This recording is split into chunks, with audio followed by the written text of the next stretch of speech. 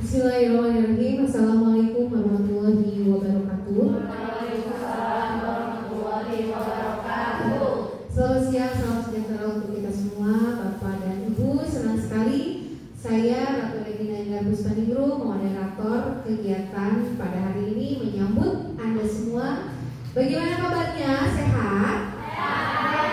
Alhamdulillah. Luar biasa. Allahu Akbar. Luar biasa. Marilah kita bersyukur di tengah segala aktivitas kita masih tetap diberikan kesehatan, rezeki, dan juga kesempatan-kesempatan baik untuk terus meningkatkan diri dan untuk terus berproduktivitas dengan luar biasa. Sebelumnya saya mulai, mari kita beri tepuk tangan yang meriah dulu kepada semua orang yang sudah hadir pada siang hari. Terima kasih. Adapun acara pada hari ini yaitu rangkaian dari grup sharing diseminasi dengan penerapan konsep inti berbudaya positif melalui motivasi perilaku manusia, kebutuhan dasar, posisi kontrol, restitusi, keyakinan kelas, dan segitiga restitusi yang tentunya berpusat kepada peserta didik kita. Nah, apa saja sih penerapan konsep ini terkait budaya positif yang dapat membantu murid belajar dengan aman dan nyaman yang sesuai dengan filosofi Ki Hajar Dewantara itu seperti apa, dan nanti akan dibahas bersama narasumber yang telah hadir di tengah-tengah kita pada siang hari ini. Beliau juga seorang guru yang sedang menempuh program pendidikan guru penggerak angkatan 11 kelas A 318. Dan juga beliau saat ini menjabat sebagai guru kelas 3 dan menjadi salah satu wakil kepala sekolah bidang kurikulum di SDN Surya Kencana Cipta Bina Mandiri tahun ajaran 2024-2025. Hadirin sekalian, mari kita beri tepuk tangan yang paling meriah untuk sang pemateri kita pada siang hari ini, Ibu Yani Nurlaila SPD. Baik, mengawali acara, marilah kita buka dengan membacakan doa surat Al-Fatihah. Kita bacakan bersama-sama di dalam hati, baca doa dimulai.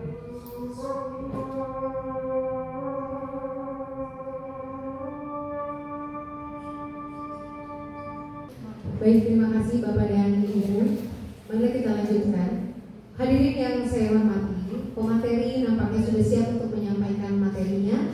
Dan sesi pertama beliau akan menyampaikan materi, dilanjutkan dengan nanti sesi kedua, yaitu sesi tanya jawab ataupun sharing diskusi berbagi pendapat bersama audiens. Siapkan fokus terbaik Anda, kita sambut pemateri kita luar biasa, Ibu Yani Nurlaila SPD.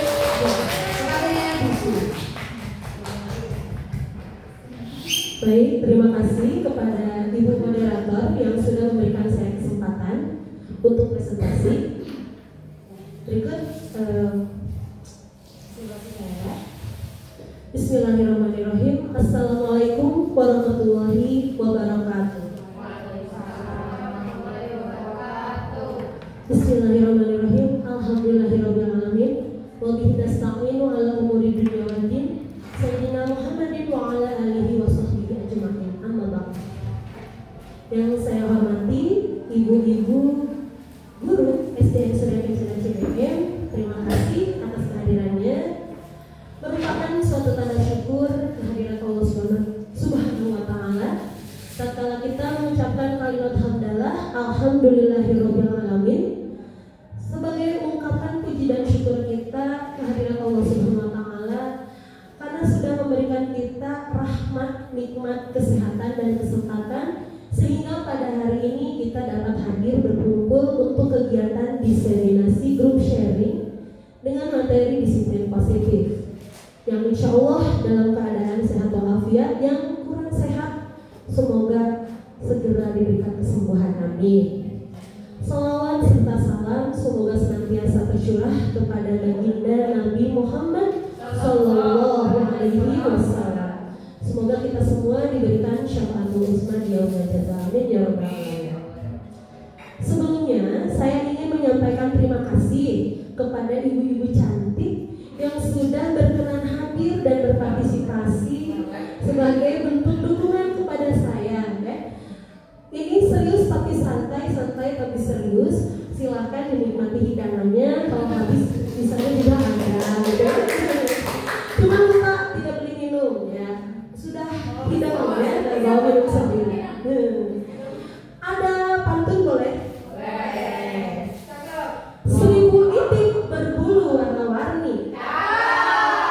mentari hangat kenai kain bermotif.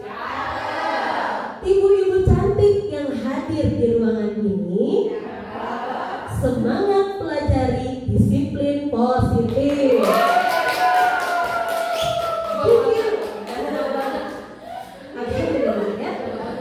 Marilah Bapak Ibu, bapaknya nggak ada, ibu aja. Ibu-ibu yang saya hormati, pada kegiatan diseminasi grup sharing mengenai disiplin positif ini merupakan bagian dari tugas saya yang sedang mengikuti program pendidikan guru penggerak. Ini tepatnya adalah tugas aksi nyata dari modul 1.4 dengan judul modulnya sendiri disiplin positif, gitu ya. Di mana saya mendapatkan kesempatan untuk membagikan pemahaman dan pengalaman saya khususnya pada materi modul 1.4 ini. Nah, jadi kita berbicara dengan guru penggerak, di mana kita itu bukan berkiblat apa ya, lebih menganut filosofis pendidikan dari Ki Hajar Dewantara.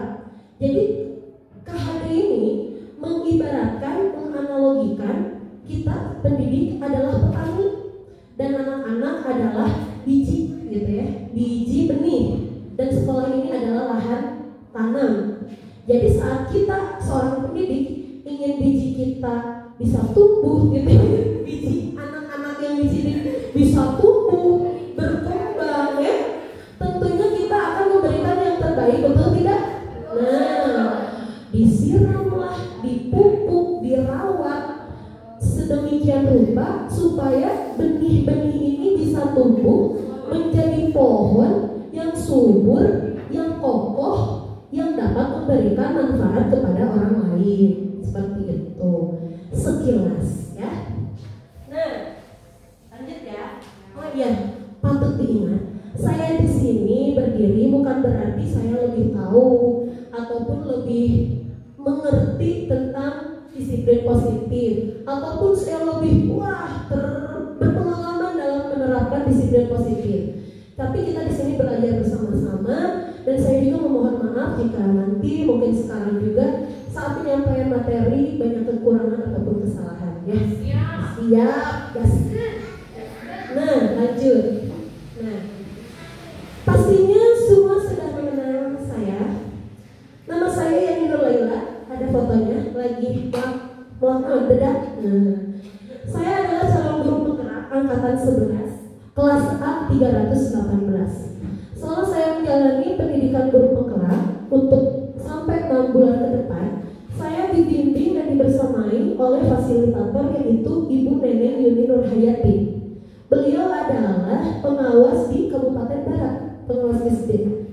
Selain itu, saya juga dibersamai oleh Ibu Elin Herlina. Beliau adalah pengajar praktik yang bertugas di SDN Nagra Kota Sukabumi sebagai kepala sekolah. Beliau sebelumnya adalah guru penggerak juga, gitu ya. Lanjut. Nah, untuk agenda hari ini bisa dilihat di sini. Yang pertama adalah disiplin positif, lalu motivasi perilaku manusia dan kebutuhan dasar. Yang ketiga, posisi kontrol restitusi, dan keempat, keyakinan kelas atau sekolah, dan yang kelima adalah segitiga restitusi. Mudah-mudahan kita semua semangat, sehat, dan tetap fokus sampai selesai, ya. Insya Allah materi yang saya sampaikan bermanfaat dan bisa diterapkan di kelas kita ataupun pada murid-murid kita. Baik, sebelumnya saya mau coba pemantik dulu. Kan ini duduknya berpasangan nih, kecuali ini bertiga. Coba kita perhatikan ini. Anda dan teman Anda melakukan kegiatan cobalah buka. Barisan ini misalnya A, Bu Fitri, Bu Indri, ya, Bu Retno, Bunda, Bu Indah Nur, sama siapa tuh? Mas Soraya.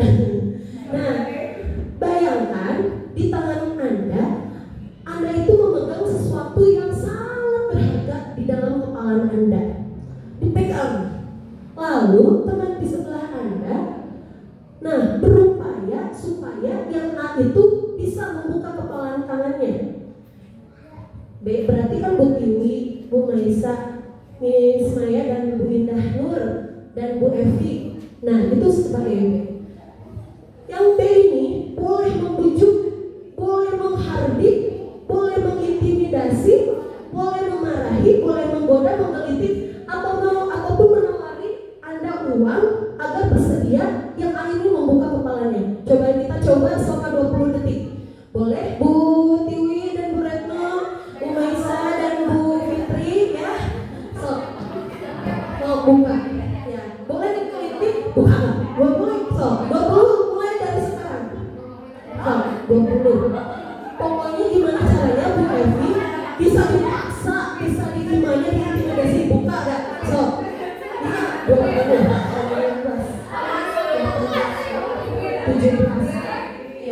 16, 15, 14, 13, 14, 15, 16, 10, 9, 8, 7, 6, 5, 4, 3, 2, 1. Sudah? Sekarang tutup gak? Ini A, ini B. 20 detik. Siap? 20, 19, 18, 17, 16, 15, 14, 13, 12,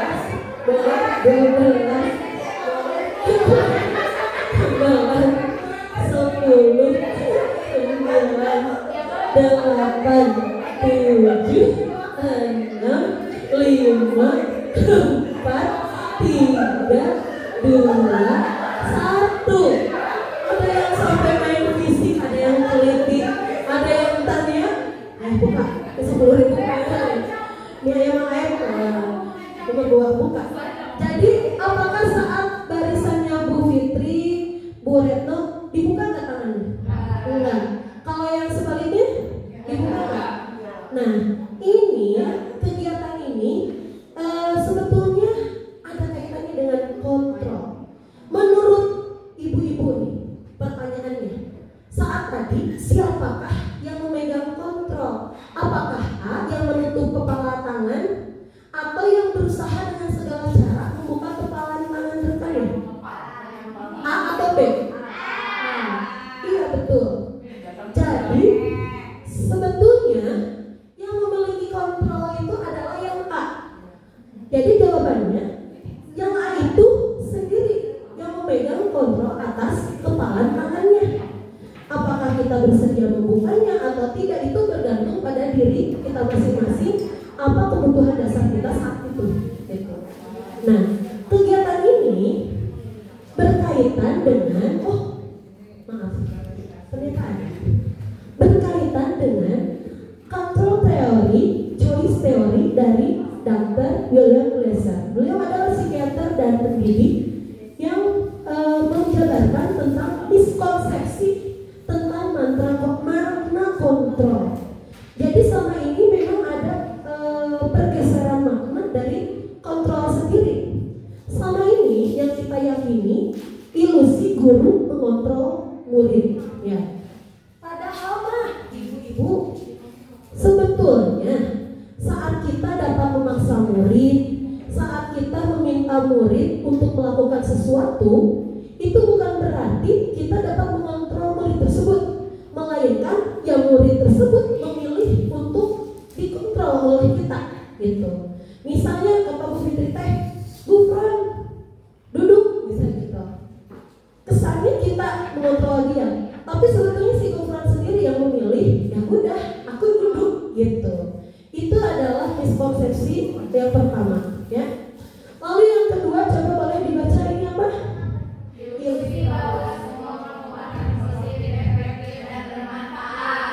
Barusan juga Bu Evi, Bunda buka, gitu kan? Itu atau misalnya kaset, gelis, dan kesorayannya boleh nggak ambil pisau? Itu adalah penguatan positif atau bujukan. Yang itu salah satu bentuk kontrol juga. Namun dengan cara seperti itu dalam jangka waktu tertentu nanti muridnya akan menyadari jadi tidak ampuh lagi, ataupun si murid tersebut tergantung pada guru tersebut saja. Jadi nggak ke semua gitu ya. Ya emang yang suka memberikan penguatan positif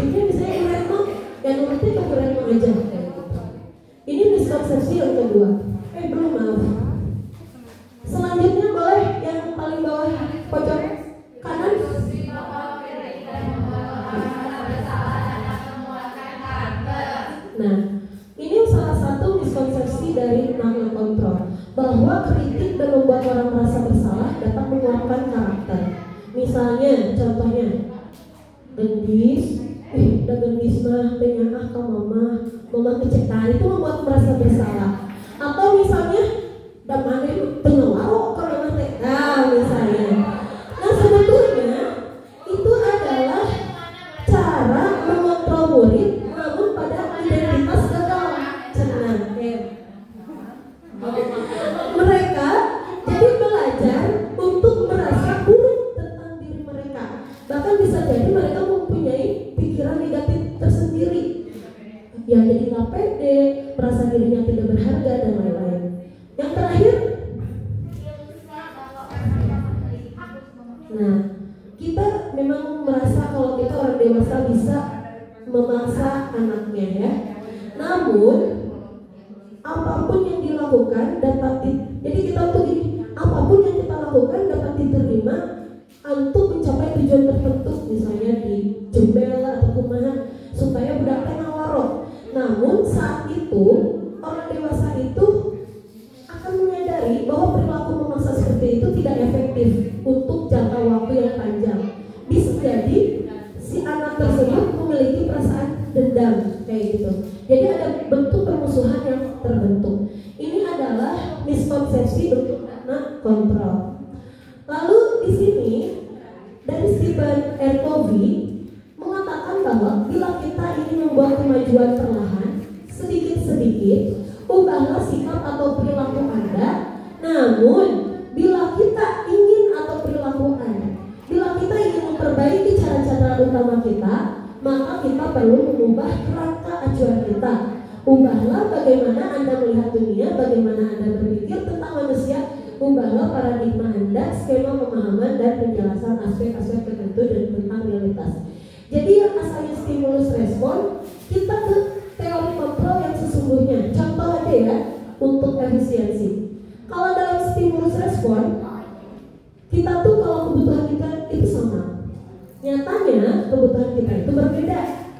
Lalu kalau semua orang itu melihat dan sama, nyatanya setiap orang memiliki gambaran berbeda. Jadi POV orang tuh berbeda. Saat misalnya ini ngomong gini, ini mau mikirnya gini, atau mikir tentang dirinya sendiri, atau mikir hal yang lain, yaitu perbedaan.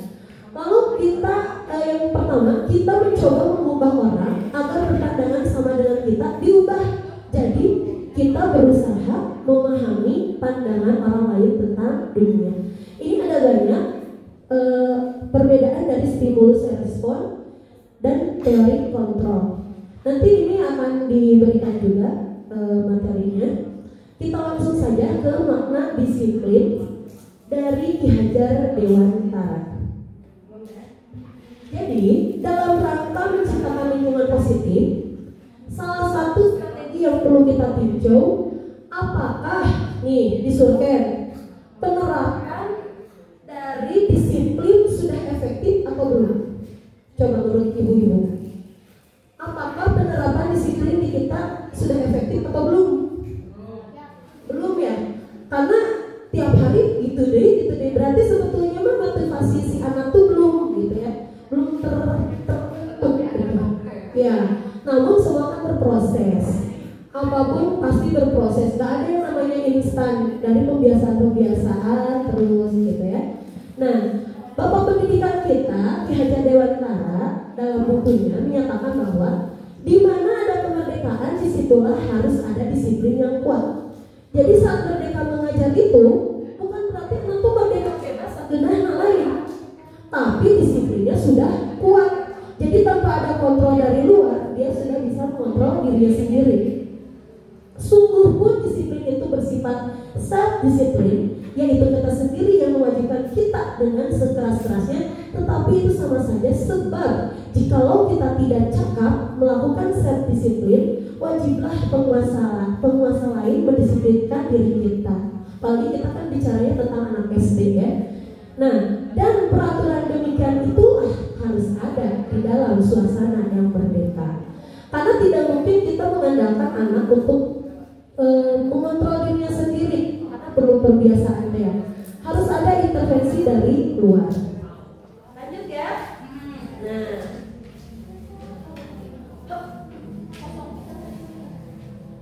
Nah, disiplin dan merdeka. Ki Hajar Dewantara KHD menyatakan bahwa, coba boleh dibaca oleh Ibu Indri deh. Boleh.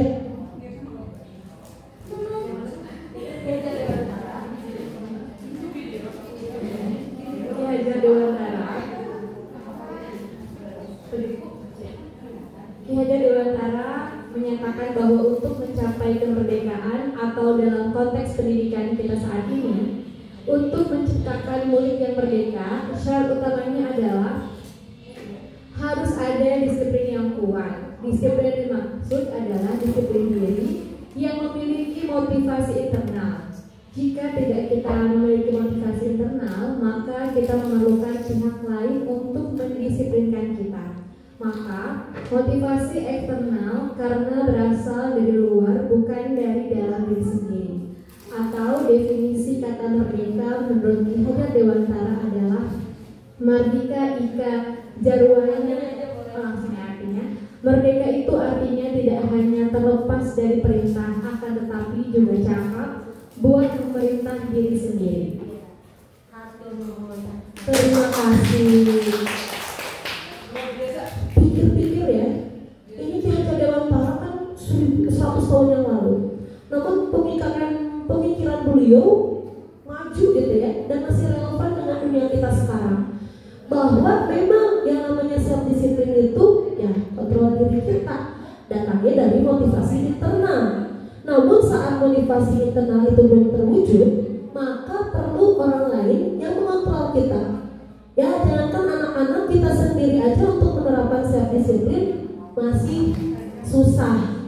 Harus ada sesuatu yang memotivasi kita juga, yang akhirnya kita, oh aku tuh harus begini pola hidupnya, dan ternyata ada kebermanfaatan di baliknya. Nah, jadi dengan kata lain, seseorang memiliki disiplin diri berarti mereka bisa bertanggung jawab terhadap apa yang dilakukannya, karena mereka mendasarkan tindakan mereka pada nilai-nilai kebajikan universal. Hah? Nah, nilai-nilai kebajikan universal? Iya. Nah, nilai-nilai kebajikan universal.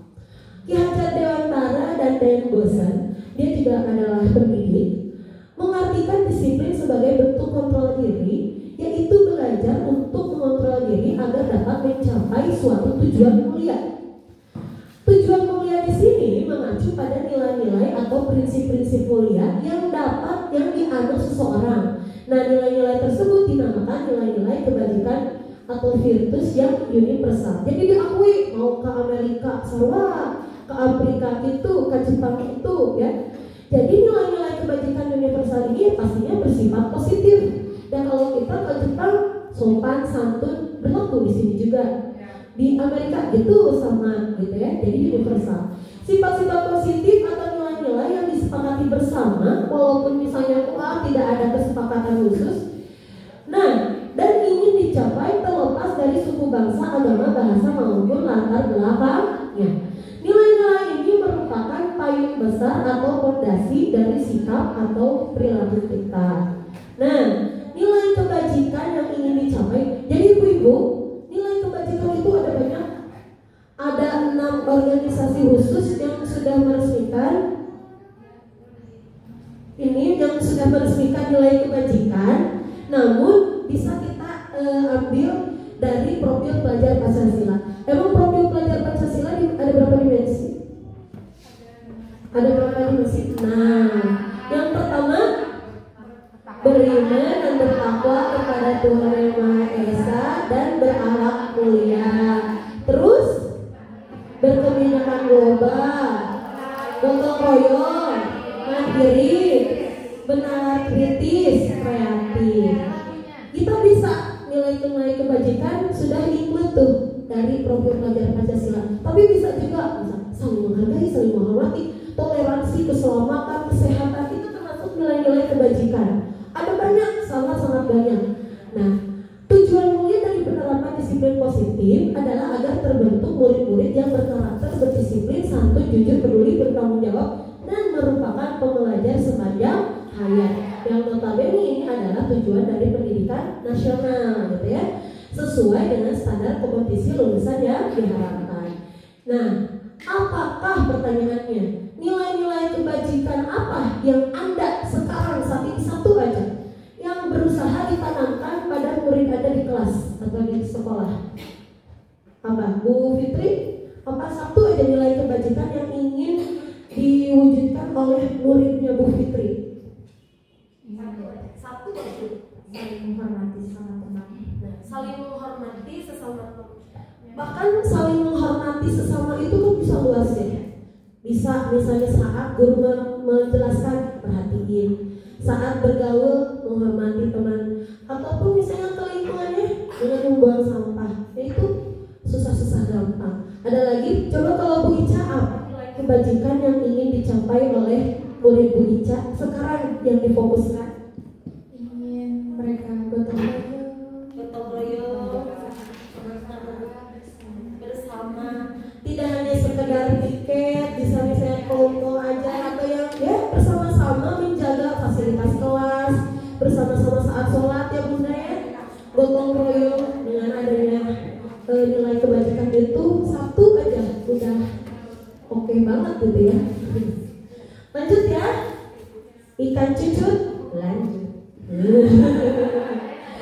Baik ya, coba nanya siapa ya, Bunda deh. Bun, pernah nggak Bunda melakukan sesuatu untuk mendapatkan senyuman dari orang lain?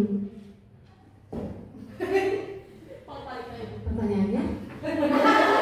Bunda melakukan sesuatu untuk mendapat senyuman dari orang lain. Memujinya, memuji anak itu. Misalnya kalau Bunda sendiri pernah nggak? Pernah. Senyuman siapa? Senyuman ayah? Senyuman pasangan mungkin. Senyuman pasangan, benar. Ya. Untuk misalnya akunya mau beres supaya mendapat hadiah. Jadi dipuji begitu ya. Pernah melakukan yang terbaik dulu supaya mendapat pujian dari pasangan. Bisa kan? Terus misalnya Bu Indri datang ke sekolah jam 6, pernah nggak? Misal datang pagi ya, Bu Indri datang pagi ke sekolah. Kira-kira apa motivasi Bu Indri? Ya, Agar lebih tenang, tidak terburu-buru, agar lebih, kalau dengan pagi itu motivasinya untuk persiapan ya, memberikan contoh yang baik untuk anak-anak. Bisa kan? Ada nggak yang misalnya datang pagi supaya tidak nyangsang di luar? Ada aja ya. Saya juga ya, pertama pengen jadi role model untuk anak-anak ya, kalau misalnya datang pagi. Kedua ya enakin gitu ya, pagi-pagi jadi terusuk. Ketiga sih nyangsang ya, ada. Kalau kabur nyangsang ya udah keriniman gitu ya, ada ya. Nah sebetulnya saat kita saat kita melakukan sesuatu pasti ada motivasi di baliknya gitu ya. Entah motivasinya mau dipuji oleh beliau misalnya, yang bisa jadi ya, tiap orang pasti berbeda-beda motivasinya. Diagnosa dalam bukunya Restructuring School Discipline ada 3 motivasi perilaku manusia. Yang pertama yaitu untuk menghindari ketidaknyamanan atau hukuman. Misalnya kita ya untuk tidak nyaman kan saat misalnya takut dijudge sama orang tua atau kayak gitu, takutnya dihukum jadi nyangsang kok hari kita diasupkan, itu termasuk dari poin yang pertama. Nah, motivasi yang ini adalah tingkat terendah dari motivasi perilaku manusia. Jadi untuk menghindari permasalahan yang mungkin muncul dan berpengaruh pada mereka secara fisik, psikologis maupun tidak terpenuhinya kebutuhan mereka bila mereka tidak melakukan tindakan tersebut. Ini menurut Ibu eksternal atau internal motivasi ini? Eksternal. Kalau tidak nyaman dan hukuman itu eksternal. Ada lagi yang kedua, untuk mendapatkan imbalan atau penghargaan dari orang lain. Misalnya Miss Maya, aku mau rajin nih nanti 17 Agustus supaya dilihat Pak Adit misalnya kayak gitu. Berarti ini adalah motivasi yang kedua. Ini Pak Adit udah tunangan. Pak TB lah Pak TB. Oh nggak apa-apa ya. Nah ini motivasi yang kedua satu tingkat di atas motivasi yang pertama. Better tetap ada yang betternya lagi. Kalau ini jadi mereka melakukan tindakan untuk mendapatkan pujian dari orang lain yang menurut mereka penting. Mereka juga melakukan sesuatu untuk mendapatkan hadiah, pengakuan atau imbalan. Ini juga masih motivasi eksternal. Ada yang selanjutnya yang ketiga. Coba Bunda. Untuk menjadi orang yang mereka inginkan dan menghargai diri sendiri dengan nilai-nilai yang mereka percaya. Nah, kalau ini saat kita melakukan sesuatu gak karena takut dihukum, gak karena pengen dapat penghargaan, tapi ya emang itu yang mereka inginkan, ingin menghargai dirinya sendiri dan ingin mengikuti konsisten dengan nilai-nilai yang mereka percayai. Misalnya cepurno, aku mah yang jadi jelema teh anu misalnya panginas. Jadi bukan karena yang kepengen hiburan tuh bukan, atau pengen misalnya dijulitin takut bukan, tapi ya pengen dirinya sendiri aja panginas gitu. Nah itu adalah motivasi yang ketiga, di mana kita melakukan sesuatu karena nilai-nilai yang diyakini dan dihargai dan melakukannya karena ingin menjadi orang yang melakukan nilai-nilai yang mereka yakini tersebut. Lalu motivasi ini akan membuat seseorang memiliki disiplin positif karena motivasi perilakunya bersifat internal, bukan eksternal. Nah ini adalah tujuan dari disiplin positif. Inti nama ini motivasi internal, supaya dia menjadi seseorang sesuai dengan nilai-nilai yang diyakini. Kalau misalnya Bu Fitri meyakini nilai-nilai kreatif, Korea ngedit, syuting gitu, ngedit kayak gitu. Karena saya ingin menjadi orang yang kreatif, misalnya seperti itu, ngeguntingan naon gitu ya, kue gitu. Nah, tapi kalau kita refleksi dari 3 jenis ini, kalau kita lihat anak-anak SDN Surya Kencana CBM, motivasi mana yang paling banyak mendasari perilaku murid-murid SDN Surya Kencana CBM? 1, 2, atau 3? 1? Satu ya?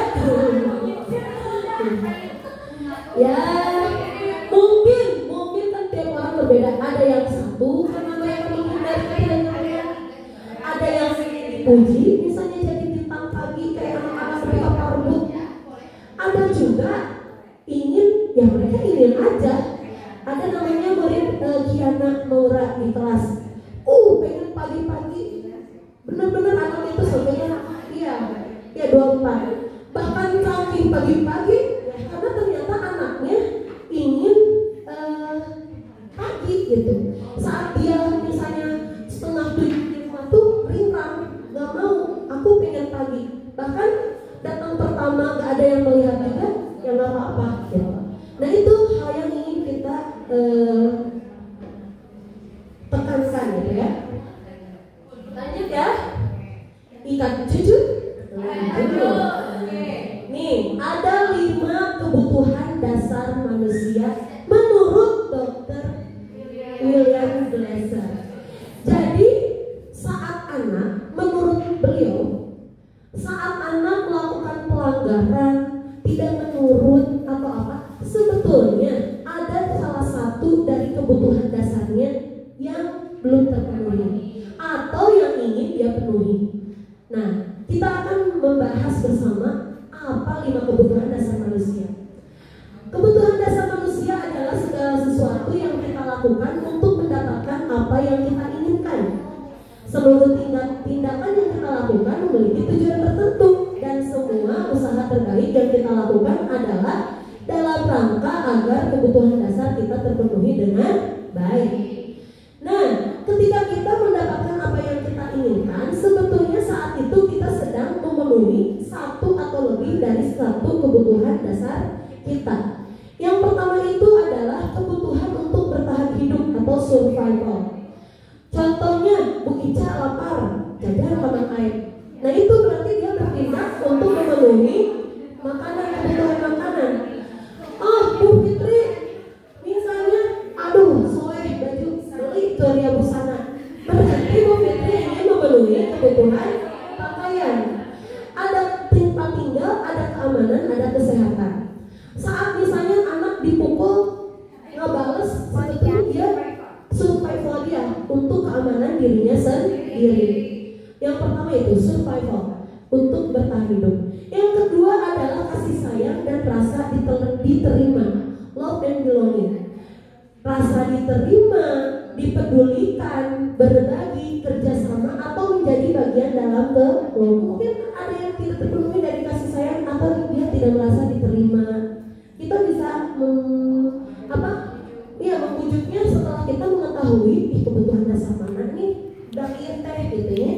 Oh meren, budak teh kalau ngomong nggak pernah didengarkan, jadi caper ya, suka ada yang kayak gitu kan, caper. Padahal itu tuh lagi nyari perhatian kita misalnya gitu. Lalu yang ketiga adalah kebebasan atau freedom, yang kaitannya dengan mandiri, memiliki pilihan, mencoba hal baru, mampu mengendalikan arah dirinya. Saat si Abi dan Cicing tidak duduk di kursinya, mungkin dia ingin memenuhi kebutuhan dia, yaitu kebebasan, gitu ya. Kan suka ada anak teguh mincir nih ya. Oh berarti dia ingin bebas gitu. Mungkin bisa kita alternatif. Oh atau sekarang mah belajarnya di luar gitu. Nah, lalu ada yang keempat namanya kesenangan atau fun ya. Jadi kalau kesenangan atau fun dengan bermain, humor, antusiasme dan tertawa. Kadang saat misalnya situasi di kelas, aduh geus kondusif baru dapet Cicing. Oh saatnya menari, bernyanyi, bahkan cuma sekedar ini pasang muka marah. Cicing ya duduk. Padahal itu kan kita tuh sedang membuat mereka memusatkan fokus ke kita. Oh berarti mereka itu ingin senang-senang. Nah ya, itu ingin senang-senang gitu lah ya. Nah lalu yang kelima, penguasaan. Bu Desti, penguasaan itu kebutuhan pengakuan atas kemampuannya.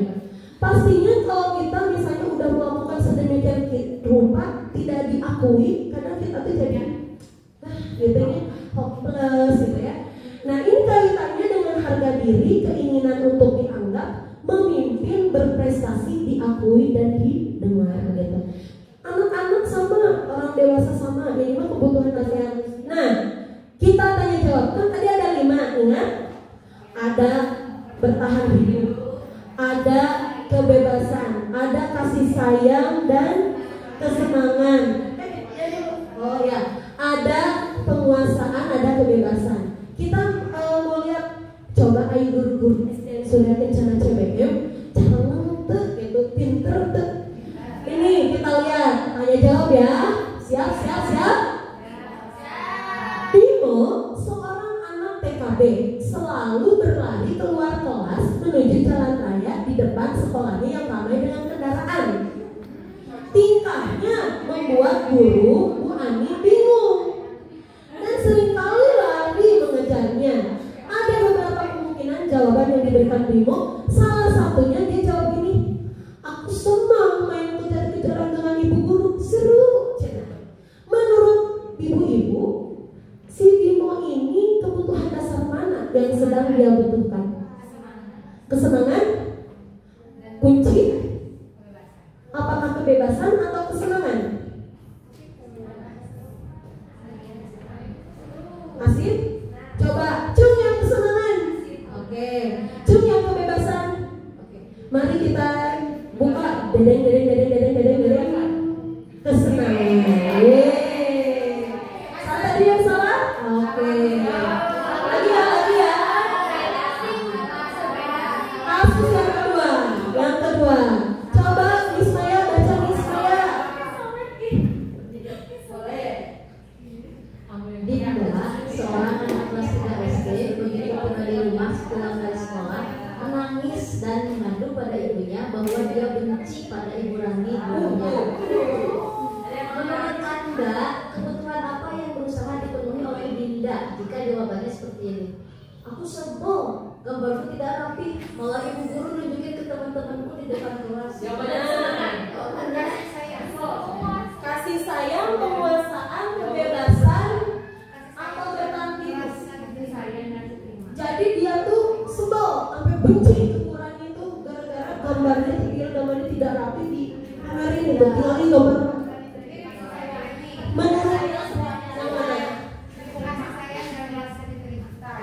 rasa diterima, kasih sayang dan rasa diterima. Kunci, yakin, foto friend. Kita lihat ya. Tadeng. Penguasaan. Jadi itu berkaitan dengan harga diri. Begitu, kayaknya habis deh. Habis. Nah, itu adalah bagian dari kebutuhan dasar manusia. Mau dicek biasanya aku tunggu gitu. Jadi kebutuhan dasar manusia ada berapa? 5. 1. Survival. 2. Perasaan kasih sayang dan kesenangan, penguasaan, kebebasan. Ya. Nah itu kalau misalnya katanya, kalau kelima itu sudah terpenuhi, maka anak itu ya sudah gitu. Misalnya belajar mengikuti kayak gitu, tercaper kak guru, atau misalnya aku bisa nanti bebas saat istirahat. Jadi itu memang berkaitan dengan kontrol juga ya. Nah, lalu, lanjut ya. Ini udah ketiga tuh, sakit Dewi ya, sakit ya. Nih belum. Nih, boleh. Jadi gini, dalam menjalankan peraturan Bunda atau keyakinan kelas, kalau misalnya ada suatu pelanggaran, tentu sesuatu harus terjadi, betul? Gak bisa sih dia lama, gak dorong ke benar, cewek. Nah, gak bisa, pasti ada harus something yang dilakukan. Kita perlu meninjau ulang tindakan penegakan peraturan atau keyakinan sekolah kita selama ini. Tindakan suatu pelanggaran pada umumnya, Bu Fitri, berbentuk hukuman atau konsekuensi. Namun, pada disiplin positif Bu Nesti, diperkenalkan yang namanya restitusi. Tapi sebelum kita belajar restitusi, apakah ibu-ibu bisa membedakan mana hukuman dan konsekuensi? Kita akan bahas nanti. Ada di sini game lagi, mau? Nah, coba Bu Indah Nur, boleh baca soal yang pertama. Mencatat 10 kali di dalam. Mencatat 100 kali di dalam buku kalimat saya tidak akan selamat lagi karena terlambat ke sekolah. Nah itu hukuman atau konsekuensi menurut ibu-ibu? Hukuman. Deal hukuman. Kunci. Coba Bunda. Konsekuensi.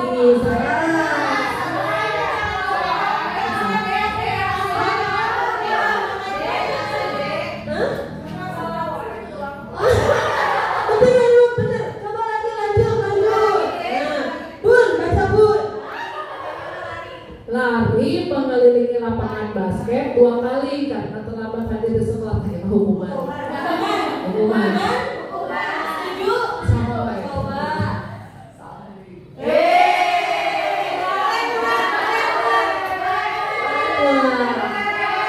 Masih ada.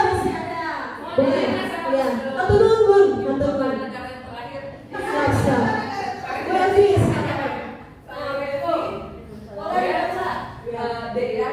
boleh baca.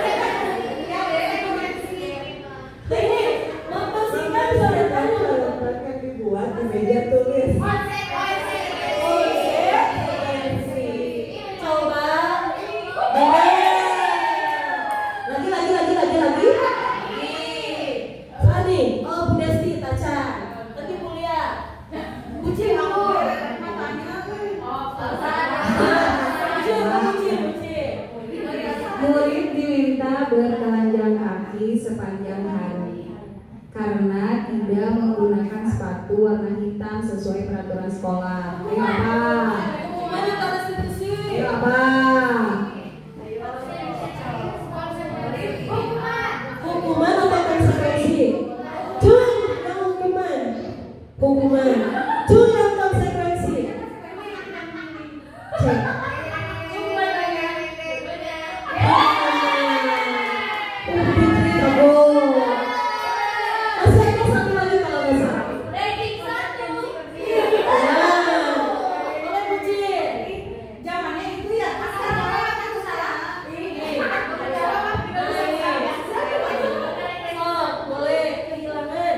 Hukuman atau konsekuensi kehilangan 10 menit jam istirahat untuk mengerjakan tugas karena terlambat datang ketika pelajaran selama 10 menit. Yakin? Kunci. Coba. Jadi sudah bisa membedakan hukuman dan konsekuensi. Sebetulnya kalau kita lihat pahami, jadi kalau hukuman tidak ada kaitannya dengan kesalahan anak gitu. Kalau konsekuensi ya saat dia melakukan itu, nah ini konsekuensi yang harus diterima dan bersifat mendidik. Misalnya Bu Ica ini gak ngumpulin PR, dikasih tugas PR, itu konsekuensi. Nggak ngerjain PR, lari bersihkan aula, nah itu adalah hukuman gitu ya. Boleh? Nah, ini adalah perbedaan hukuman, konsekuensi, dan restitusi. Jadi kalau kita bisa lihat, kalau hukuman itu adalah memancing anak untuk menuju identitas gagal, sedangkan konsekuensi dan restitusi adalah bentuk dari identitas sukses. Ini adalah bentuk disiplin, namun yang dikejar dari disiplin positif adalah restitusi. Tapi pada kemarin saat saya instruktur, konsekuensi itu tetap bisa dilakukan kalau memang relevan dengan hukumannya dan bersifat mendidik gitu ya. Karena kalau di restitusi itu kadang anak itu memikirkan sendiri apa gitu restitusi dia saat dia melakukan salah. Bedanya kalau konsekuensi ada dari kitanya, dari pemantau. Jadi kalau restitusi gini, konsekuensi kalau Bu Fitri misalnya, si Ibas gak ngerjain PR. Ibas, kamu gak ngerjain PR, ini konsekuensi kamu kerjakan soal 10. Nah itu konsekuensi. Kalau restitusi seperti ini, Ibas, kamu gak ngerjain PR, kira-kira apa yang harus kamu lakukan? Jadi anak yang menentukan apa yang harus dia lakukan untuk menebus kesalahannya, kayak gitu. Ini banyak sekali. Nah di sini juga ada perbedaan-perbedaannya. Insya Allah nanti bisa dilihat saya share ya, karena kurang jelas. Boleh dilanjutkan. Nah ini restitusi. Restitusi adalah proses menciptakan kondisi bagi murid untuk memperbaiki kesalahan mereka. Jadi bukan kita yang perbaiki, mereka sendiri, sehingga mereka bisa kembali pada kelompok mereka dengan karakter yang lebih kuat. Ini adalah pendapat dari Dayan Gosen ya. Restitusi juga merupakan proses kolaboratif yang mengajarkan murid untuk mencari solusi atas masalah mereka dan membantu murid berpikir tentang orang seperti apa yang mereka inginkan. Apakah ini jadi bertanggung jawab, jadi mandiri, atau jadi disiplin, dan bagaimana mereka harus memperlakukan orang lain. Nah, restitusi membantu murid menjadi lebih memiliki tujuan, disiplin positif, dan memulihkan dirinya setelah berbuat salah. Karena memang inti dari disiplin positif itu adalah bukan menghukum, namun memulihkan dan mengembangkan, gitu ya. Jadi penekanan restitusi bukanlah pada bagaimana berperilaku untuk menyenangkan orang lain, ya, atau menghindari ketidaknyamanan, namun yang tadi tiga motivasi menjadi orang yang menghargai nilai-nilai kebajikan yang mereka percayai, gitu. Boleh Alex? Kita masih di poin ketiga. Jadi, nah ini seru karena kita bisa tahu posisi kontrol kita tuh yang mana. Jadi ada 5 posisi kontrol restitusi, ya. Melalui serangkaian riset dan berdasarkan teori kontrol dan Gosen juga berkesimpulan ada 5 posisi kontrol yang ditetapkan seorang guru, orang tua ataupun atasan dalam melakukan kontrol. Kelima posisi kontrol tersebut adalah: pertama, penghukum; kedua, pembuat rasa bersalah; ketiga, teman; keempat, pemantau; kelima, manajer. Di antara 5 ini, Bu Retno nangis. Bu Retno, di antara kelima ini, penghukum dan pembuat rasa bersalah sesungguhnya itu bukanlah bentuk dari disiplin, dan itu akan membentuk anak menjadi identitas yang gagal. Kalau teman, pemantau, dan manajer akan membentuk identitas yang sukses. Namun ada perbedaannya. Coba sebelum dibahas, dari kelima ini mana yang terbaik kalau kita sebagai guru? Apakah sebagai penghukum? Apakah sebagai pembuat rasa bersalah? Apakah sebagai teman? Atau sebagai pemantau? Atau sebagai manajer? Pemantau? Mari kita bahas satu persatu. Penghukum, nah ini 5 posisi kontrol. Kalau penghukum, jadi gini, kita bisa menggunakan hukuman fisik maupun verbal. Orang-orang yang posisi penghukum ini senantiasa mengatakan bahwa sekolah memerlukan sistem atau alat yang dapat lebih menekan murid-murid lebih dalam lagi. Ini penghukum. Namun penghukum, hasilnya itu siswa yang merasa terus-terusan dihukum dan diintimidasi oleh guru dapat mengalami penurunan motivasi belajar. Males bicarakan, aku nggak semangat belajar, takut ini bisa atau gimana. Penurunan percaya diri serta merasa tidak aman dan tidak nyaman di lingkungan sekolah. Juga tindakan penghukuman yang tidak proporsional dengan pelanggaran dapat merugikan hubungan antara guru dan siswa. Penghukum Lalu ada pembuat rasa bersalah. Nih, kalau posisi pembuat rasa bersalah berdiri, biasanya guru akan bersuara lebih lembut, tapi pembuat rasa bersalah menggunakan keinginan yang membuat orang lain merasa tidak nyaman juga, merasa bersalah dan rendah diri. Nah, contohnya bisa pembuat rasa bersalah. Kok kamu gitu sama ibu? Gitu. Ibu kecewa sama kamu. Tuh, lihat apa yang kamu lakukan. Itu pembuat rasa bersalah gitu kan. Nah, hasilnya itu ketika siswa terlalu sering atau tidak adil diberikan perasaan bersalah, mereka bisa mengalami stres, ansietas atau perasaan bersalah yang konstan atau tidak adil, dan penurunan harga diri. Murid akan menjadi orang yang gagal dan tidak sanggup membahagiakan orang lain. Ini bisa mengganggu perkembangan akademik dan emosional mereka. Ini keduanya adalah menuju identitas gagal. Namun, jika melihat efek dari jangka panjang, justru pembuat rasa bersalah yang lebih membuat anak itu mental gitu. Jadi jangkanya lebih panjang dibanding penghukum gitu. Namun ini jangan diusahakan tidak diterapkan. Walaupun mungkin kadang kita juga yang namanya manusia, tapi kita akan belajar menjadi posisi kontrol teman, pemantau atau manajer. Nanti kita lihat.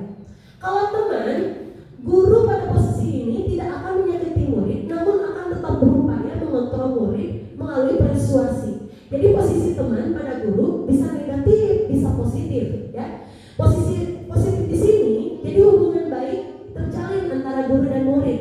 Jadi guru di posisi teman ini menggunakan hubungan baik dan humor untuk mempengaruhi seseorang. Jadi kalau ketek gitu, kayak gitu ya. Nah, hasilnya murid akan merasa senang dan akrab dengan guru. Hanya saja sisi negatifnya, murid jadi bergantung pada guru tersebut gitu. Bila ada masalah dan merasa bisa mengandalkan guru tersebut untuk membantunya, murid hanya akan berbuat sesuatu bila yang menyuruh adalah guru tersebut dan belum tentu berlaku yang sama dengan guru atau orang lain, seperti itu. Nah, kalau yang teman ini, misalnya anak itu jadi tidak mandiri gitu. Ada lagi pemantau yang tadi katanya the best ya, pemantau. Kalau pemantau, yaitu memantau, mengawasi. Pada saat kita mengawasi, kita bertanggung jawab atas perilaku orang-orang yang kita awasi ya. Misalnya istirahatnya cicing ya di kelas, tinggal baru dakwe gitu. Posisi pemantau berdasarkan pada dengan menggunakan sanksi atau konsekuensi, kita dapat memisahkan hubungan pribadi kita dengan murid sebagai seseorang yang menjalankan posisi pemantau. Jadi kalau pemantau itu bukan berarti kita terkilar gitu ya. Bisa jadi teman juga, namun kita bisa memposisikan diri pada hal-hal tertentu yang mengawasi anak-anak gimana caranya tetap terarah sesuai dengan aturan. Hasilnya, murid memahami konsekuensi yang harus dijalankan karena telah melanggar salah satu peraturan sekolah. Guru tidak menunjukkan suatu emosi yang berlebihan, menjadi marah atau membuat merasa bersalah. Namun ada keduanya diramu teman dan pemantau, yaitu manajer. Nah ini, jadi kita tuh sebagai pendidik harus menjadi manajer, Bu Desti. Jadi manajer itu di mana guru berbuat sesuatu bersama dengan murid, mempersilahkan murid mempertanggungjawabkan perilakunya, mendukung murid agar dapat menemukan solusi atas permasalahannya sendiri. Bila kita menginginkan murid-murid kita menjadi manusia yang merdeka, mandiri dan bertanggung jawab, maka kita perlu mengacu kepada restitusi yang tadi dibahas, yang dapat menjadikan murid kita seorang manajer bagi dirinya sendiri. Jadi nggak hanya kita aja yang manajer, murid juga. Di manajer, murid diajak untuk menganalisis kebutuhan dirinya maupun kebutuhan orang lain. Kalau kita tarik, hari pemantau yang sanksi konsekuensi.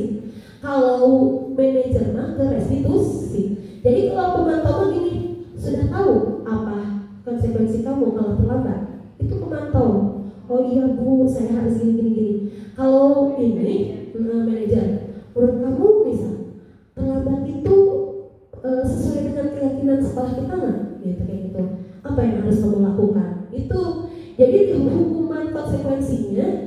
Kalau pemantau kita dari kita yang sudah disepakati. Kalau misalnya manajer mah kaitannya dengan restitusi. Jadi anak itu menganalisis gitu apa yang harus dilakukan gitu. Nah hasilnya kalau kita jadi manajer, pendekatan manajer ini menekankan pada pengajaran tanggung jawab, resolusi masalah, dan pengembangan keterampilan siswa dalam mengelola perilaku mereka sendiri. Ini menciptakan suasana yang lebih kolaboratif dan membantu siswa belajar dari kesalahan mereka. Ini seperti syuting ya, Miss Maya disebut-sebut namanya kalau pernah nonton videonya. Boleh dilanjutkan? Bentar. Nah, kita tanya jawab lagi. Kali aja sekarang benar semua ya. Kan tadi ada 4 ya. Ada penghukum, ada 5 maaf. Ada penghukum, ada pembuat merasa bersalah, ada teman, ada pemantau, ada manajer. Nah ini yang mana? Coba Bu lihat deh. Boleh Bu lihat.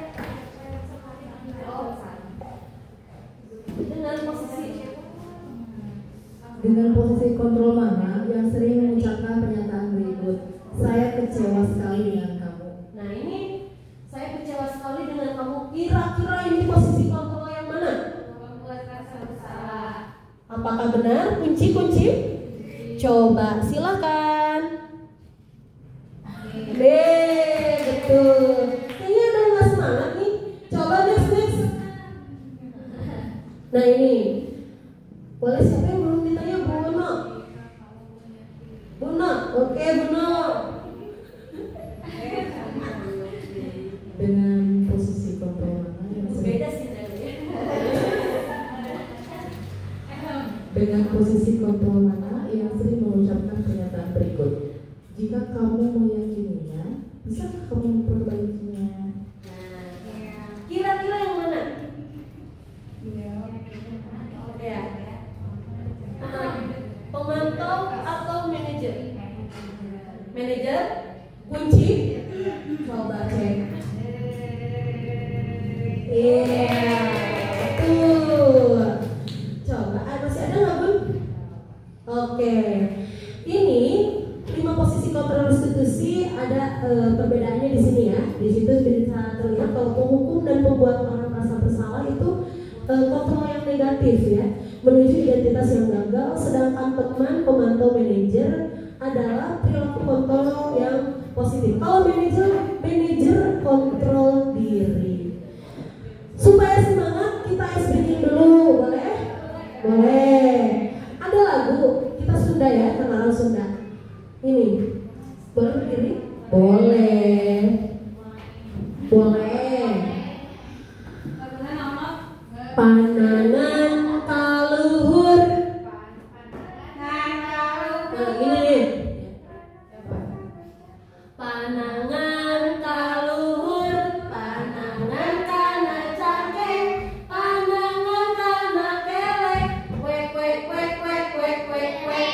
Panangan kaluhur, panangan kana cangkeng, panangan kana cepil, lil lil lil lil lil lil lil.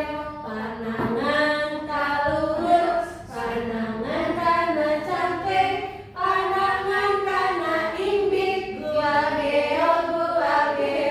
Yang satu, dua, tiga. Panangan kaluhur, panangan kana cangkeng, panangan kana kelek, wek wek wek wek wek wek wek.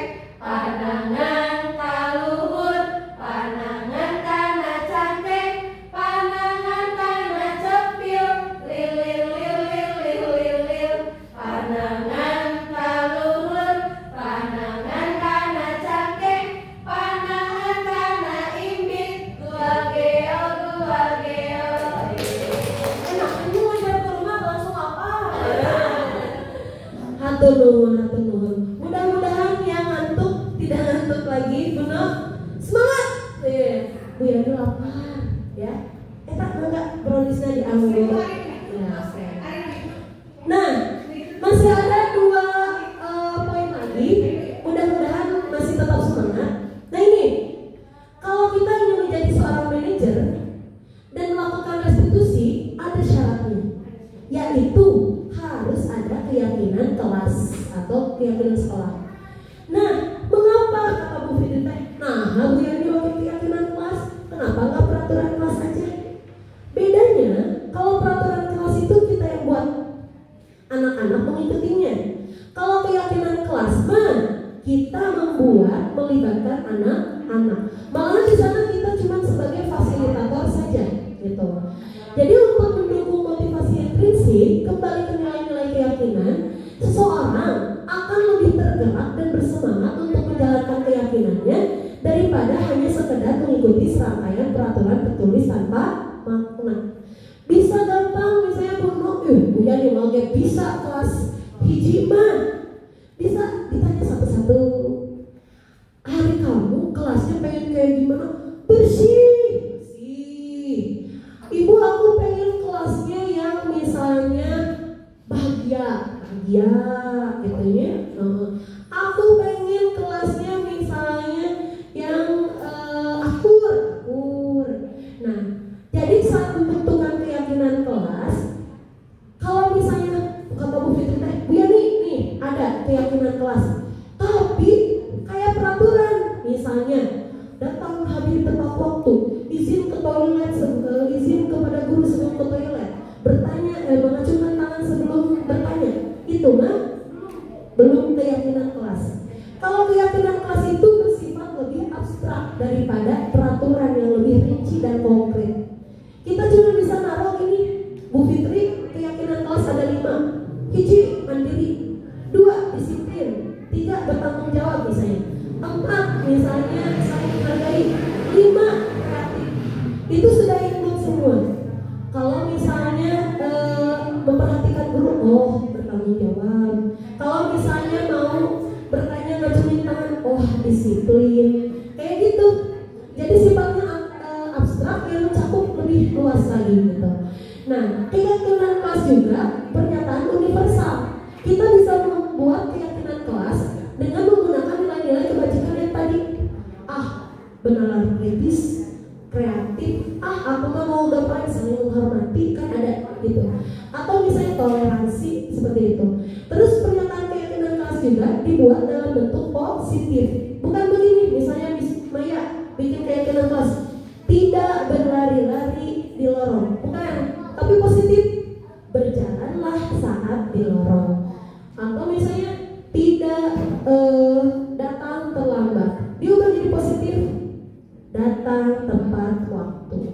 Atau misalnya tidak mencoret-coret tembok dan meja, menjaga fasilitas sekolah. Jadi kalimat pernyataannya itu positif. Nah, keyakinan kelas juga hendaknya tidak terlalu banyak.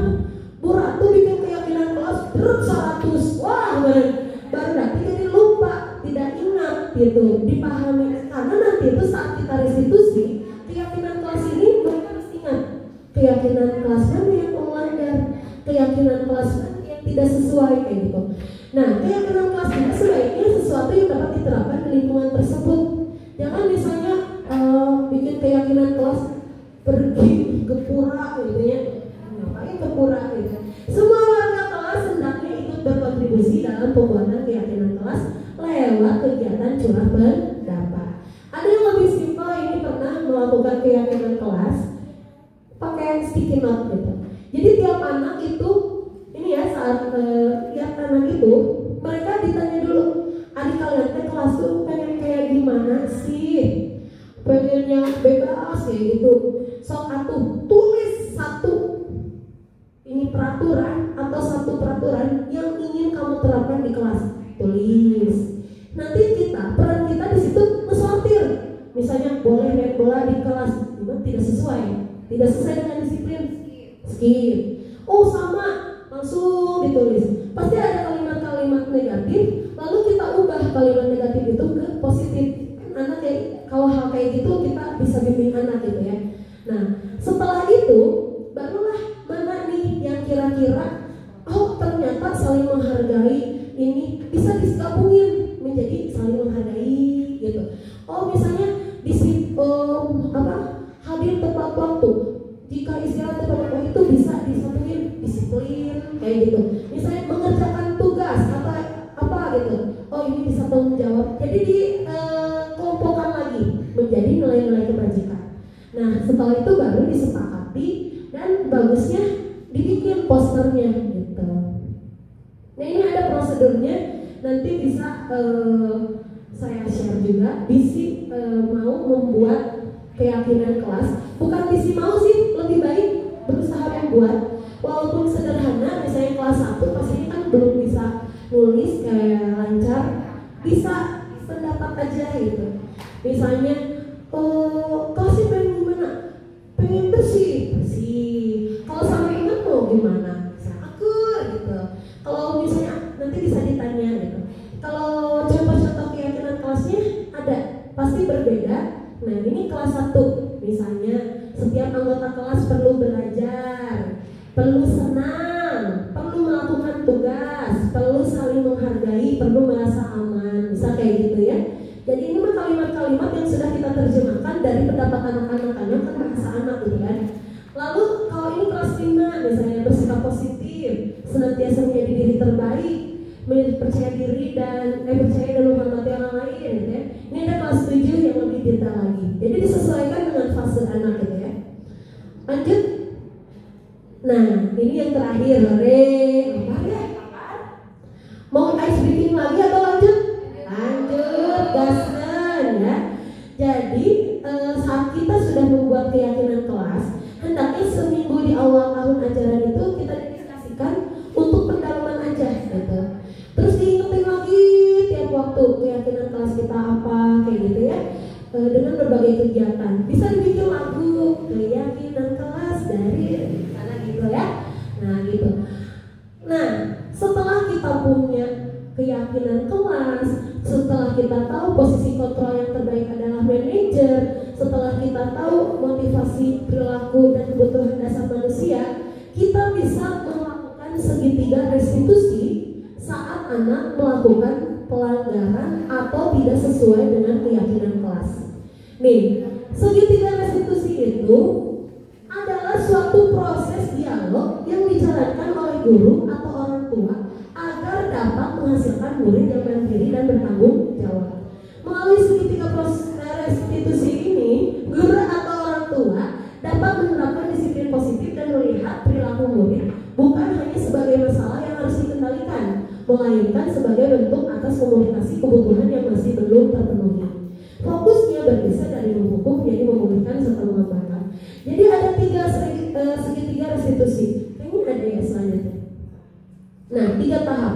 Tahap yang pertama nggak susah-susah gampang. Yang pertama itu menstabilkan identitas anak. Jadi saat misalnya anak melakukan kesalahan, jadi kita lihat bagian dasar dari segitiga garis bersih itu mengubah identitas anak dari orang yang gagal karena melakukan kesalahan menjadi orang yang sukses. Anak yang melanggar peraturan pasti akan mencari perhatian, atau anak yang sedang mengalami kegagalan. Dia mencoba untuk memenuhi kebutuhan dasarnya, namun ada benturan. Kalau kita mengkritik, maka kita akan membuatnya dalam posisi gagal. Jadi kayak gini simpelnya menstabilkan identitas teh. Bilang kayak gini, misalnya si Sanuso Mirza duduk. Mirza nanti ngobrol ya sama Bu Fitri. Yang pertama itu stabilkan identitasnya dulu. Mirza tadi ada apa ya? Iya, aku misalnya mukul Ibas. Oh gitu. Oh ya udah ya, namanya manusia pernah salah. Ibu juga pernah kok misalnya salah. Tapi tenang, ibu mah di sini nggak akan marahin Mirza, nggak akan menghukum Mirza. Kita mau nyari penyelesaiannya, bisa seperti itu. Itu adalah bagian dari menstabilkan identitas. Setelah kita menstabilkan identitas anak, lanjut ke fase selanjutnya, yaitu validasi dari tindakan yang salah. Jadi karena setiap tindakan itu baik positif maupun negatif ada tujuannya, yaitu untuk memenuhi kebutuhan dasar. Kalau kita memahami kebutuhan dasar, apa yang mendasari sebuah tindakan, kita akan bisa menemukan cara yang paling efektif untuk memenuhi kebutuhan tersebut. Nah, menurut teori kontrol, semua tindakan manusia baik buruk pasti ada maksud atau tujuannya. Misalnya Bu Nok Fatih ngegebuk, pasti dia itu ada maksud di balik itu. Nah, setelah yang tadi kan manusia pernah salah. Oh, kenapa kamu mukul? Abisnya misalnya udah tengah gandekan. Oh iya sih, ibu juga kalau ada yang berisik suka kesal kayak gitu. Itu namanya validasi tindakan salah. Bukan berarti kita menjustifikasi salahnya bagus, bukan. Cuman kita tuh paham kenapa dia melakukan itu gitu. Bisa juga kata-kata yang lain. Wah, untung kamu cuma mukul, pasti kamu bisa sampai nendang ya. Iya Bu, misalnya aku belajar sabar, bisa kayak gitu. Atau bisa, wah iya benar, misalnya kamu mukul, bagus kamu mempertahankan diri sendiri. Namanya laki-laki harus bisa mempertahankan diri sendiri. Tapi ada tapinya itu. Tapi pasti kamu tahu kan, misalnya sikap yang lebih baik itu seperti apa gitu, kayak gitu.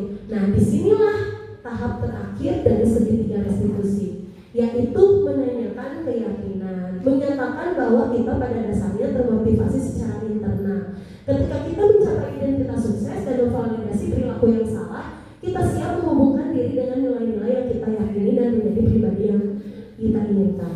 Tapi misalnya, menurut Mirza, kalau mukul teman udah sesuai belum dengan keyakinan kelas? Atau menurut Mirza, kalau mukul teman sudah benar belum? Pasti anak mikir, mungkin bisa jadi enggak. Kita terus kali sampai anak bisa nyadar. Atau misalnya, tapi sebetulnya lebih baiknya gimana sih? Misalnya aku tuh harusnya negur atau kayak gimana. Nah, dari situ juga kita langsung apa solusinya sekarang. Ya udah, aku minta maaf ke Mbak, misalnya kayak gitu. Sebetulnya ibu-ibu mungkin sudah melakukan segitiga restitusi ini tanpa sadar, ya.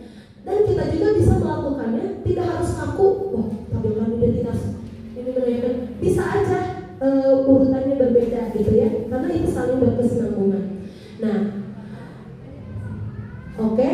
Jadi kalau kita representasikan tiga sisi segitiga, langkah-langkah tersebut memang tidak harus satu persatu secara kaku dilakukan ya. Banyak juga guru yang sudah menggunakan berbagai versi menurut gaya masing-masing dan disesuaikan juga dengan peserta didiknya seperti itu.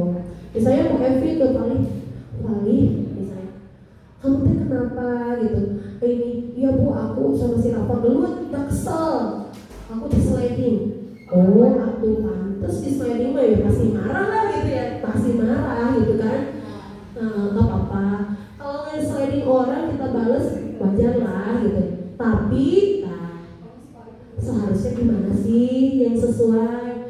kayak gitu. Jadi diformulakan bagaimana caranya dengan keseharian kita. Nah, ini adalah kesatuan utuh yang tadi kita bahas mengenai disiplin positif, teori kontrol atau teori pilihan dari Dr. William Glasser. Dimulai dari kebutuhan dasar manusia, ya, nilai-nilai kebajikan, ada 5 posisi kontrol, hingga keyakinan kelas, dan terakhir segitiga restitusi. Saya sendiri belum seutuhnya mengimplementasikan. Namun setelah belajar ini, ya mungkin kan di perubahan bertahap ya, berproses. Marah wajar, namanya juga manusia, gitu kan, saat mana. Itu ada kaitannya. Misal Bruno, si Epak pukul, si Zaki pukul, Bruno langsung ciking. Itu tuh sebetulnya otak cepat kita yang bereaksi pertama, gitu. Nah, bukan berarti salah, dan itu memang bagian dari kehidupan kita, spontanitas kita. Namun ada namanya otak berpikir lambat. Bukan berarti lemot. Jadi saat Zaki mukul, pisahkan, mikir orang kayak gitu. Kadang kita tuh perlu waktu untuk ngobrol sama guru, barulah ngobrol sama anak. Jadi saat kita menindak anak, kita sudah tenang seperti itu. Sebetulnya saya juga masih belajar untuk kesana, karena sebelumnya juga posisi penghukum, pembuat rasa bersalah, teman, pemantau, manajer pernah dilakukan tanpa kita sadar, ya. Tidak satu, insya Allah kita akan memproses menjadi yang lebih baik lagi. Mudah-mudahan anak-anak kita dapat menjadi anak yang memiliki kontrol diri untuk menjadi pribadi yang lebih baik. Nah, kesimpulannya, pendekatan yang disebutkan tadi yang 5 materi itu sangat penting dalam membantu anak menghadapi kesalahan mereka dengan cara konstruktif dan mendukung pertumbuhan mereka. Ini membantu mereka memahami bahwa kesalahan adalah bagian dari proses pembelajaran dan pertumbuhan dan bukan identitas mereka. Jadi kalau budak bangor, bukan kamu, bukan identitas kamu. Menanamkan gagasan bahwa kesalahan adalah peluang untuk belajar dan tumbuh adalah prinsip yang sangat berharga dalam pendidikan. Dengan mendekati anak dengan empati, kita dapat membantu merasa lebih nyaman dalam belajar dari kesalahan mereka dan mengembangkan kemampuan untuk mengatasi masalah. Ya, kita juga sama gitu ya, gak sempurna, belum perfect juga, tidak ideal juga, masih belajar untuk menjadi yang terbaik dan sama-sama belajar dengan anak seperti itu. Mudah-mudahan kita semua bisa menjadi seorang petani yang berhasil menumbuhkan benih-benih cinta, menjadi pohon yang kokoh, yang memberikan manfaat, yang nantinya juga bisa, kalau pohon memberikan oksigen dan lain-lain. Alhamdulillahirrahmanirrahim. Demikian yang dapat saya sampaikan. Mohon maaf jika banyak kesalahan dalam penyampaian. Saya mengucapkan terima kasih kepada ibu-ibu cantik atas perhatian dan partisipasinya. Saya juga memohon maaf atas segala kekurangan dan apabila ada kesalahan baik dari tutur kata maupun gestur yang setidaknya misalnya kurang berkenan atau membuat ibu-ibu tersinggung. Wallahu muwaffiq ila aqwamit thoriq, wabillahi taufiq wal hidayah. Wassalamualaikum warahmatullahi wabarakatuh. Saya kembalikan kepada Ibu moderator. Iya, hadirin audiens, luar biasa sekali ya insight yang kita dapatkan dari pemateri kita, Ibu Yani Nurlaila. Sekali boleh applause yang meriah untuk pemateri kita. Berikutnya saya akan membuka kesempatan untuk hadirin audiens yang ingin memberikan pendapat ataupun sesi tanya jawab. Kepada yang ingin berdiskusi, mengajukan pertanyaan, dipersilakan langsung saja angkat tangan, sebutkan nama dan jabatan menjabat di kelas mana. Silakan. Boleh satu ya, karena waktunya sudah ini ya. Boleh? Ya, satu. Boleh ya. Silakan berdiri, boleh sebutkan nama dan bertugas di kelas mana. Kak, ini ya Kak. Ayo Kak, aktif Kak. Terima kasih untuk narasumber.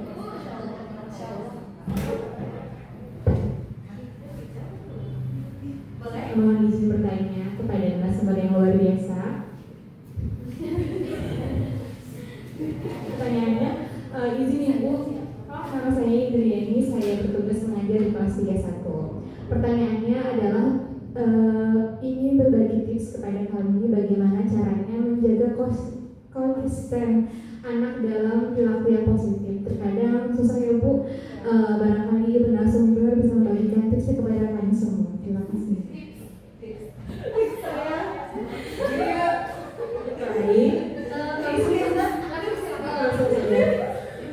Tips bagaimana anak tetap fokus. Sebetulnya saya sendiri masih ya, apalagi seperti yang diketahui mengajar 40 anak di kelas 32 dengan kinestetik ya, mereka aktif gitu ya, senangnya itu bebas gitu ya dan berkuasa. Namun memang ada beberapa trik yang diterapkan yang alhamdulillah agak manjur, tapi karena mungkin motivasi internalnya belum ini, jadi saat saya lihat CCTV kalau saat guru lain hancur juga gitu kan. Tapi itu kan namanya juga bertahap, berproses. Jadi saat misalnya anak leader, ada cara menertibkan mereka, tidak sekedar menghitung mundur, ada lagu. Misalnya langsung pada hari Minggu langsung semua ke posisinya ikut nyanyi atau hahi langsung spontan. Jadi anak yang misalnya lagi yang lain duduk gitu, langsung menyanyi. Kalau itu untuk di kelas rendah ya. Kalau di kelas atas mungkin bisa pakai trik yang lain misalnya. Atau sekarang anak-anak tuh lagi senang gini, yang gerak tir, langsung cici. Walaupun mereka lagi diamnya gitu, sama saya pindahin di pangku cici. Aduh ini masukin di sini pangku cici. Memang itu hal yang ya sebetulnya namanya juga sederhana, namun berproses. Yang namanya juga kan anak untuk dapat mengontrol diri sendiri masih perlu ada kontrol dari orang lain. Mungkin itu sedikit trik misalnya dengan lagu atau dengan permainan ya. Atau saya sebelumnya pernah menerapkan rewards and consequence. Namun ternyata jangan terlalu banyak. Saat anak memberikan reward, dia tahu sendiri saya kan ada reward bintang gitu ya. Saat terlalu reward, jadi anak itu motivasinya ya reward gitu. Saat misalnya oleh Ustadz Iqbal dan nggak ada reward, ya udah gitu, tidak berpengaruh gitu. Jadi sekarang reward itu tidak terlalu intens, sungguh sekali lah. Jadi sangat bermakna. Bisa rewardnya juga diubah dari misalnya bagus, pinter, Masya Allah. Bisa hal-hal yang kayak gitu yang sifatnya tidak fisik. Jadi kalau misalnya untuk kondusif anak kelas rendah ya game, bisa walaupun reward anak soleh misalnya kayak gitu, siap duduk anak terduduk gue gitu nya. Jadi kita terus gali. Nah, makanya ada yang namanya asesmen awal ya. Terus kita juga harus ngobrol dengan guru sebelumnya bagaimana cara menangani anak-anak ini. Banyak tips kayak saya juga kan tahu dari Miss Maya, anak ini teh ternyata senangnya diajak main gitu kayak gitu. Seperti itu mungkin Bu Yuri, maaf. Ya, ada lagi satu lagi. Boleh Miss Maya. Lapar ya? Mungkin dicukupkan saja Bunda. Baik.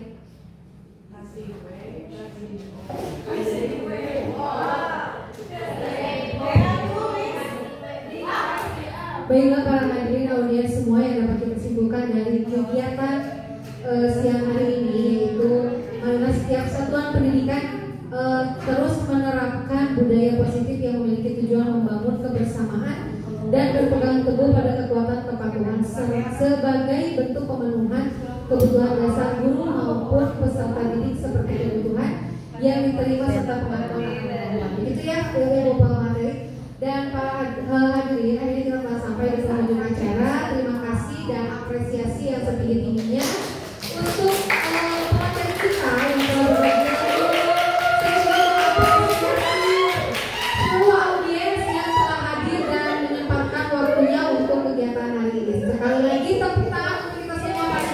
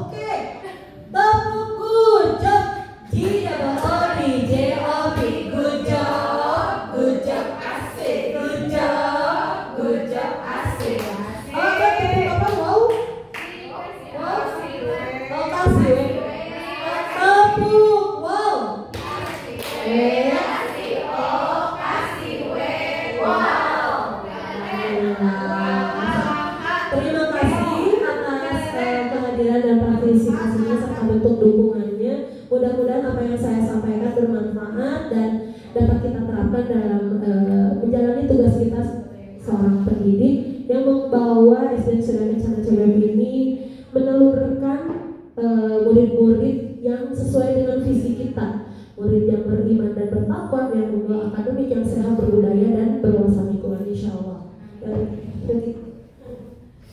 Terima kasih sekali lagi, terima kasih kepada pemateri dan juga audiens. Setelah kita tutup dengan membacakan hamdalah bersama-sama. Alhamdulillah. Saya Ratu Regina selaku moderator kegiatan hari ini pamit undur diri. Terima kasih atas perhatiannya. Wassalamualaikum warahmatullahi wabarakatuh.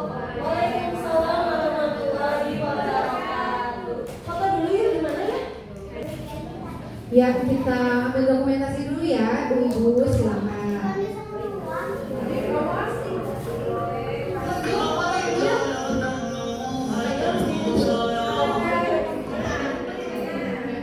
Bunda di mana?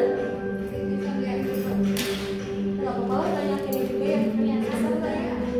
Oke, nanti saya panggil Bufit ya.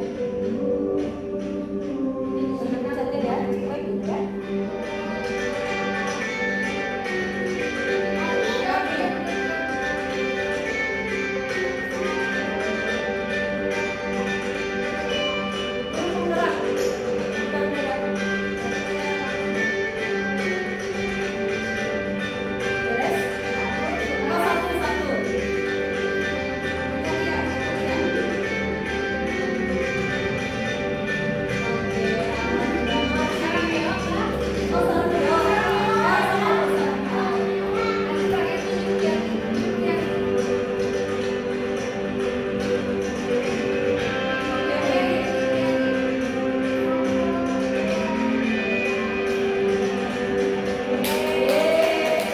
Dadah, terima kasih.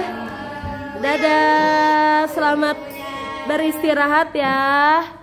Arigato. Iya sayang. Kuliah hatur nuhun, Miss Maya hatur nuhun. Kodong. Yeay, guru penggerak, tergerak, bergerak, menggerakkan. Yeay.